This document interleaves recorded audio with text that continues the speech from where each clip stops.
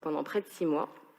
Le groupe écologiste y a porté une vision de la Seine où celle-ci est envisagée non pas comme un objet, un outil, ni même comme un bien ou un élément de patrimoine, mais comme un commun puissant et fragile à la fois, ayant d'une part vocation à être vecteur de transition écologique et d'autre part à être protégé, qu'il s'agisse du fleuve, de ses berges, de sa faune ou de sa flore.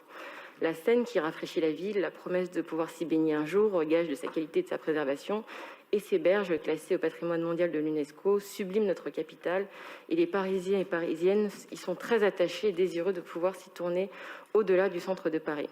Ces usages sont multiples, trop peut-être parfois, et la Seine, je vous le disais, est un vecteur de transition écologique, raison pour laquelle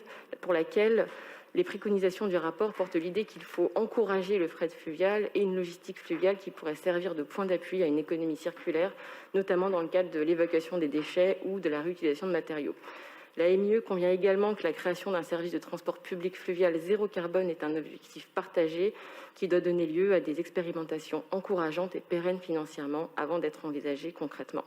Et tous ces usages, dans toute leur mixité, doivent être respectueux de la Seine et de son intégrité. Malheureusement, les opérateurs qui interagissent avec la Seine n'y sont pas toujours spontanément disposés. Souvenez-vous-en, il y a moins d'un an de cela, nous apprenions avec consternation les débordements des centrales à béton Lafarge sur les quais de Bercy et sur les quais de Javel, qui ont allègrement pollué la Seine en y déversant toutes sortes d'adjuvants chimiques.